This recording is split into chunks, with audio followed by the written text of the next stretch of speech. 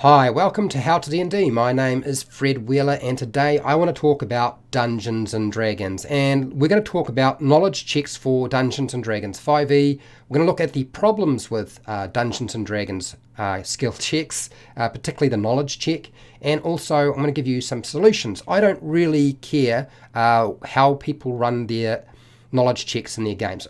So if you think that I've got sort of some bias to it, I really couldn't give a toss. What I will do is I will present all of this. So what I'm going to do is I'm going to explain the process of the knowledge check. I'm going to then demonstrate with miniatures, dice, and a map. And I'm going to go through the different problems you will face when you do a knowledge check in the game of Dungeons and Dragons with regard to players and yourself. And then I will provide you with some solutions. So make sure to stick around for as much of that as you possibly can. Okay, here we go. Starting off.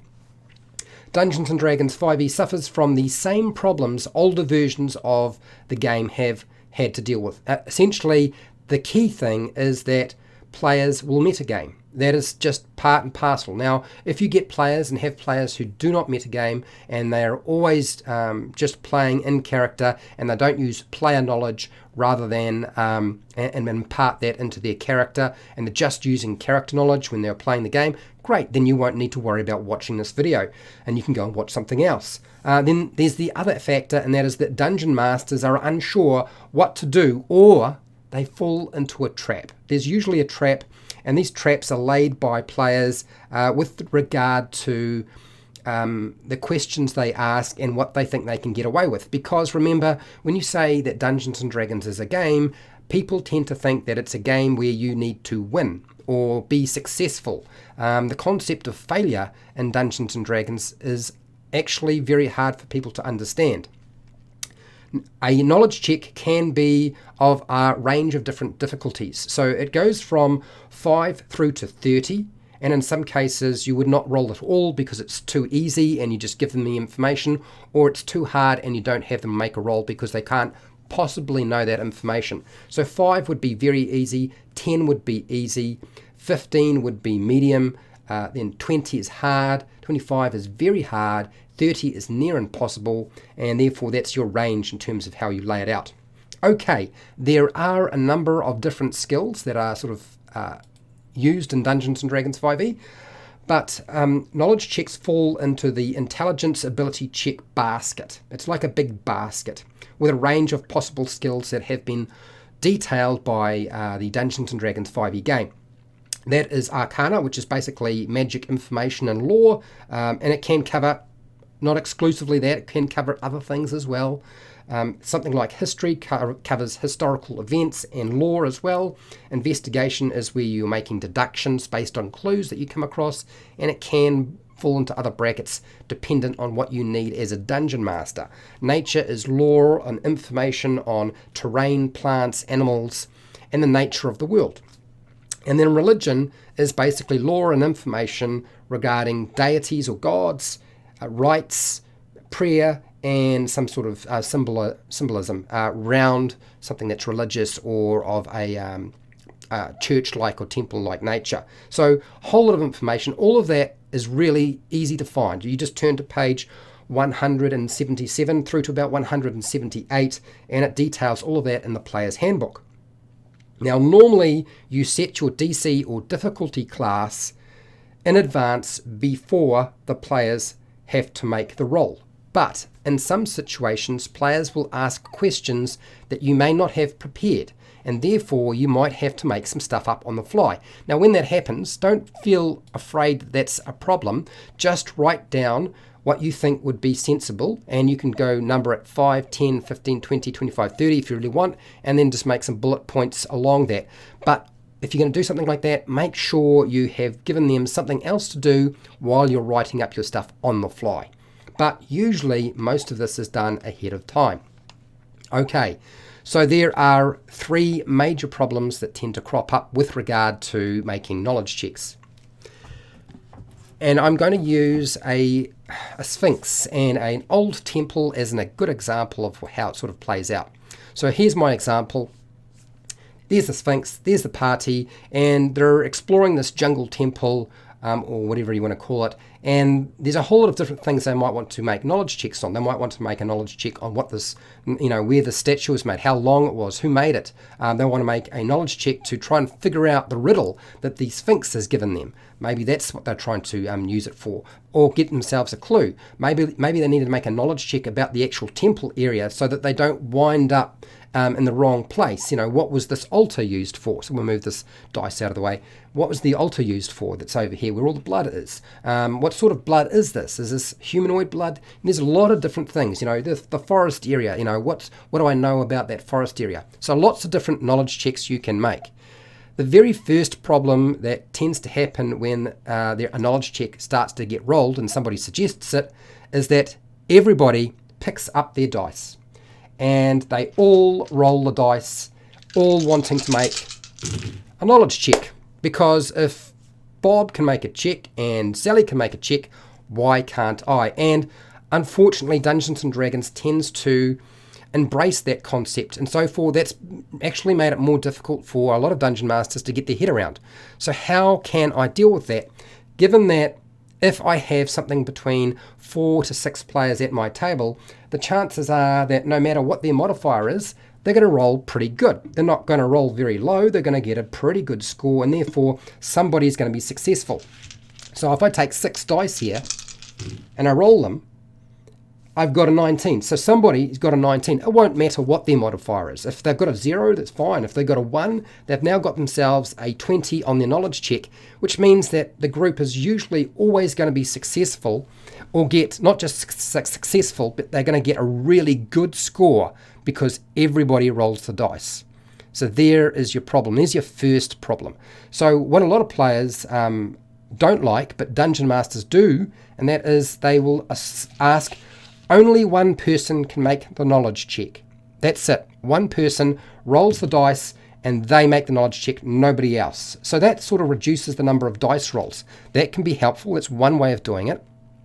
Or another way of dealing with it is, well, okay, I'm not going to be that restrictive. What I'm going to say is that all the players that are proficient in that particular knowledge and who would have some sort of training and information that they have studied in that field, they get to make a dice roll. So maybe you wind up with 2 people making a religion check or a nature check. And so therefore the chance of success increases in terms of getting good information rather than just useless information or very basic information, but you haven't made it completely open season.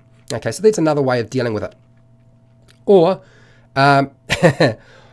one person rolls and other people can help. Now that's one person that makes the roll and somebody else helping is you add advantage. And so basically it's the same thing essentially as if you have proficiency, I guess, amongst a group, amongst maybe 2 or 3 individuals. So one person makes the roll, but somebody else is allowed to help.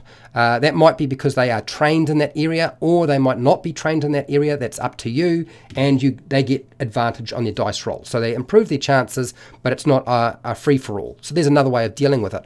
Okay? Or you can set a difficulty class or DC for the characters that are proficient, and for those who aren't proficient, you set a different difficulty class. So for example, this allows everybody to roll, but those who are proficient are working with a different set of numbers and values that they have to hit. So for example, a person who is proficient only needs to roll a 5 to get basic information, whereas somebody who is not proficient in that particular knowledge would have to get double that, so you double it. So they have to get a 10 to get basic information.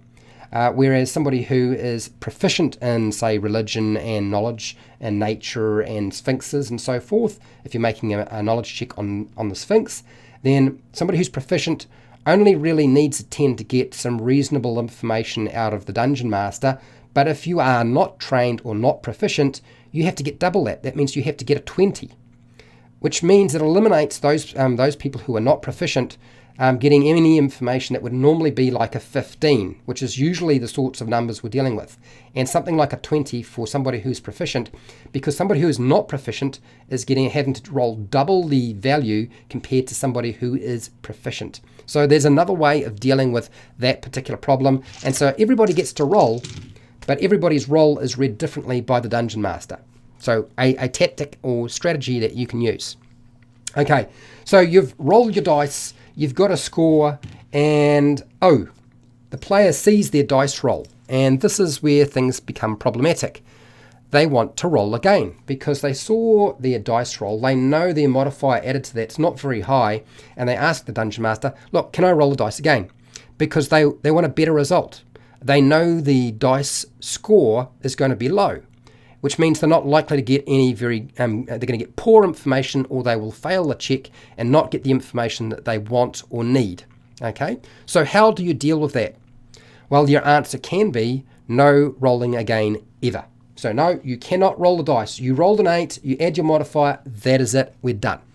Or you can say you can only roll the dice again when your proficiency or your skill value increases at some point when you level up. So maybe you increase your intelligence modifier, and that increases your check modifier, therefore makes sense that you would be able to make another check on that. But that's really going to require a bit of time to pass from the time of taking the first roll. So the first roll stands, and the second roll can be made at a later date if they really want to, provided that their proficiency bonus has gone up, which means that their modifier for intelligence or their knowledge skill will increase, or they have actually increased their intelligence modifier and become, smarter. They've learnt more stuff. So another way of dealing with I want to roll again. Okay, so the last one is failures and low rolls are boring. Why are they boring? So when you roll a really low number and your response as the Dungeon Master is something like this: you know nothing. Okay, so now the player knows they have just hit a brick wall, and they go back to what they were trying to do before was, can I roll again? Or can other people roll the dice? So you wind up having to deal with problem 1 and 2 now that problem 3 has risen its head. So what you need to do with your failures or low rolls is you still need to give them information. If you say something like, you don't know anything, and I have done this myself. So if you feel like I haven't done this before, trust me, I've done this. I've made that mistake more than a few times, and I have dealt with it. It also slows down the adventure. They don't know what to do next. They now have to speculate. They were hoping that knowledge check will give them a bit of a clue to move them forward. So even if we can't give them exactly what they want, we have to give them something. So your first option is to do the following: that the Dungeon Master gives them information even with a low roll, but it's false information. Here's the problem. Given that a Dungeon Master is given false information, the player won't know it's false information, but they rolled low and their modifier is not very good, so the chances are they probably know that either the information they're getting is incorrect, misleading, or not completely accurate, or there's bits of it missing. So they're not going to be very trustful of any information the Dungeon Master presents if you start giving false information. But you can do it. I'm not saying this video is not about you can't do something. It's just how you do it and how often you do it. Okay. Or the Dungeon Master provides some limited information, but not enough to be useful. So this is one of the problems, is you provide some information, but it's not useful enough for the players to actually use it. They may not know this, and the Dungeon Master might be the only person who knows that. But that's one way of sort of playing it out. So you give them a little bit of information, but it's not enough, and they know they've still got this roadblock, and you haven't given them false information. So 2 ways of dealing with their problem of failure being boring or low rolls coming up. If the player can't see the dice roll, they won't know what information was wrong or right, or if there is missing information. So let's take the dice roll away. How do you do that? Okay, you hide the dice roll. If the only reason the issue comes up is the player knows what the numerical value is in the metagaming. That's what's going on, right? So you take the dice roll away. So now the dice roll is made behind the Dungeon Master screen or behind the Dungeon Master's hand, and the players can't see what that dice roll is anymore. only the Dungeon Master knows what that dice roll is, and then they give them the information. So you're only asking the player for their knowledge modifier or their intelligence modifier, and you see them in numerical value and you tell them, and you eliminate the issue of metagaming. Here's the problem. The players are still metagaming because now they know they can't see the roll. Now they're trying to guess what the roll is by the body language and the way you're talking as a Dungeon Master, which now means you have to try and keep away from your tells. All Dungeon Masters have a tell. Something that gives away their motives and how they're operating in the game. So the players are actually using a tactic used by poker players and gamblers, which is they're looking for the Dungeon Master tells. Okay, so we still haven't solved the problem, and yet the problem is there. Still a way you can do it. A lot of Dungeon Masters do it. Okay, and players don't like the idea of making a knowledge check, but they don't get to roll a dice. They like to roll dice. So we still haven't solved all of our problems. You could try and hide the DC or difficulty class. That doesn't really work because players will figure out what is considered roughly a 5, 10, 15, 20 based off, just the nature of the information they're asking. So yet again, more metagaming taking place by the player to try and figure these things out. And we're not actually playing in character, and we're still not getting past the problem we had. Now, somebody had mentioned, apparently, that you could do this following technique, which is when they roll their knowledge check, they pick up 3 dice. And they're going to roll all 3 dice. And the Dungeon Master ahead of time is going to pick one of those dice to be the actual dice they use for the knowledge check. And they will know what the modifier is. And the players know that this is taking place. And so they are still doing a bit of guesswork and gambling in the process of trying to figure out the probabilities. So you roll your dice. And so I've picked the wooden dice. Okay, I've picked the wooden dice. I haven't told the players I'm picking the wooden dice. And then I add their modifier to that, and that is the value they get, and then I give them the information on the knowledge check they want. And they have a choice. Look, I rolled 2 low numbers, and I rolled a 20. So now I am using my brain, my metagaming brain as a player to try and figure out what is the likelihood that I get a really good piece of information, and what's the likelihood that I don't get a particularly good piece of information. Well, the chances are I rolled 2 sort of average-ish numbers with my modifier, so it's going to be in around the 10 range probably. I might have been really lucky and rolled a 20, and then I listen to what the Dungeon Master says, and then I again start guessing whether I have been successful. Now, this technique can work, but it's not something that you can rely on indefinitely. I feel like at some point there's going to be a problem. Okay, all right, so we've done that. What about if we get really funky? Let's get really, really, really sneaky, because we're still dealing with the metagaming by the player and trying to get that knowledge check out. So what I'm going to do is I'm going to have my player roll their 20-sided dice. And as the Dungeon Master behind my Dungeon Master screen, I'm also going to roll a dice that they can't see. So the player rolls their dice, they add their modifier, I can see their number, I know what their modifier is because they told me what the number is, their score, and I roll my dice behind the screen at about the same time, pretty much exactly the same time, or if not possible, just beforehand. And I'm not actually using the value that the player got on the dice. I'm using the value that the Dungeon Master got on their dice. And really what I'm doing is I'm being quite sneaky. I am pretending that the player has control over the dice roll when in fact I am rolling the dice.